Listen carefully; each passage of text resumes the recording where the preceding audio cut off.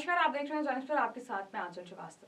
Delhi NCR की हवा इन दोनों बेहद चिंताजनक स्तर पर पहुंच चुकी है। एक तरफ जहां आम लोग रोजमर्रा की जिंदगी में सांस लेने तक के लिए सावधानी बरत रहे हैं, तो वहीं दूसरी तरफ राजनीतिक बयानबाजी और जिम्मेदारी का मुद्दा गरमाया हुआ है। आज हम आपको इस पूरी स्थिति और राजनीतिक हलचल की जानकारी विस्तार से देंगे। पिछले कुछ हफ्तों से दिल्ली एनसीआर का AQI लगातार बेहद खराब और गंभीर स्तर पर है। कई इलाकों में AQI 400 के ऊपर दर्ज हुआ है, जो स्वास्थ्य के लिए जानलेवा माना जाता है। इसका असर सिर्फ स्वास्थ्य तक सीमित नहीं है। स्कूलों में छुट्टियां बढ़ी हैं, बाहरी काम करने वाले लोगों की दिनचर्या प्रभावित हो रही है और बच्चों, बुजुर्गों और अस्थमा मरीजों के लिए बेहद स्थिति खतरनाक है। इस गंभीर स्थिति के बीच दिल्ली के पूर्व मुख्यमंत्री अरविंद केजरीवाल ने केंद्र और दिल्ली की बीजेपी सरकार पर तीखा हमला बोला है। उन्होंने सोशल मीडिया प्लेटफॉर्म एक्स पर लिखा है कि साफ हवा और साफ पानी हर नागरिक का बुनियादी अधिकार है, लेकिन आज दिल्ली और उत्तर भारत में हवा जानलेवा हो चुकी है। समाधान देने के बजाय सरकार जनता से टैक्स वसूल रही है।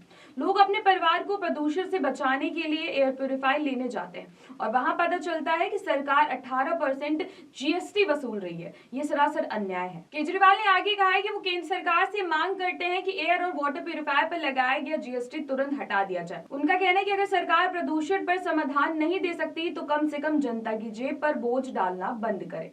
उनके इस बयान से सोशल मीडिया पर बहस छिड़ गई है। लोग सवाल कर रहे हैं, जब दिल्ली एनसीआर जहरीली हवा से घिरा हुआ है, तब प्रदूषण से बचाव वाले उपकरणों पर इतना ऊंचा टैक्स वसूलना क्या उचित है? जीवंत आंकड़े बताते हैं कि पिछले 15 दिनों से दिल्ली की हवा बहुत खराब से गंभीर श्रेणी में बनी हुई है। विशेषज्ञों का मानना है कि इस स्तर की हवा लंबी अवधि तक रहने पर फेफड़ों की क्षमता कम हो सकती है, सूजन पैदा कर सकती है, पुरानी बीमारियों को और बढ़ा सकती है। इसीलिए अब नियमित स्वास्थ्य जांच और सांस से जुड़ी बीमारियों की स्क्रीनिंग जरूरी कर दी गई है। केजरीवाल का आरोप है कि सिर्फ आर्थिक भार तक सीमित नहीं। उन्होंने कहा है कि जब सरकार समस्या का समाधान नहीं दे सकती तो लोगों को बचाव के साधनों पर राहत जरूर मिलनी चाहिए।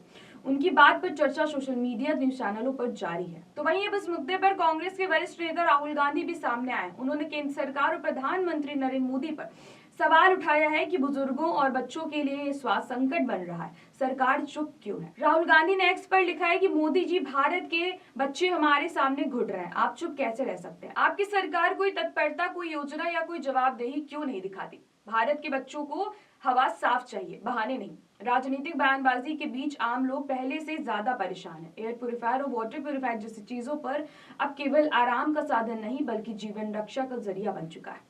इसके बावजूद इस पर लग रहा है 18% GST, जनता की जेब पर अतिरिक्त बोझ डाल रहा है। स्वास्थ्य विशेषज्ञों की चेतावनी है कि अस्थमा, दिल के मरीज, धूम्रपान करने वाले बच्चे और बुजुर्ग इस समय विशेष सावधानी बरतें। उन्होंने कहा कि प्रदूषित हवा लंबे समय तक रहने पर गंभीर स्वास्थ्य संकट पैदा कर सकती है। तो सवाल ये है कि क्या केंद्र और दिल्ली सरकार जनता की सुरक्षा के लिए ठोस कदम उठाएगी? क्या एयर और वाटर प्यूरिफायर जैसी बचाव वाली चीजों पर GST हटाया जाएगा ताकि आम लोग अपने परिवार की सुरक्षा कर सके, या जनता को खुद अपनी जेब से खर्च करके इस संकट से निपटना पड़ेगा? दिल्ली एनसीआर की हवा और इसकी गंभीरता सिर्फ आंकड़ों से नहीं बल्कि हर सांस में महसूस की जा रही है। राजनीतिक बयानबाजी, सामाजिक बहस के बीच सबसे बड़ी चुनौती ये है कि सरकारें कितनी जल्दी ठोस कदम उठाती है।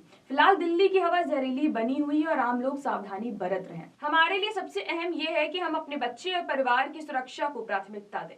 तो ऐसी देश और दुनिया की बड़ी खबरों पर नजर रखने के लिए आप जुड़े रहिए जन एक्सप्रेस के साथ। नमस्कार।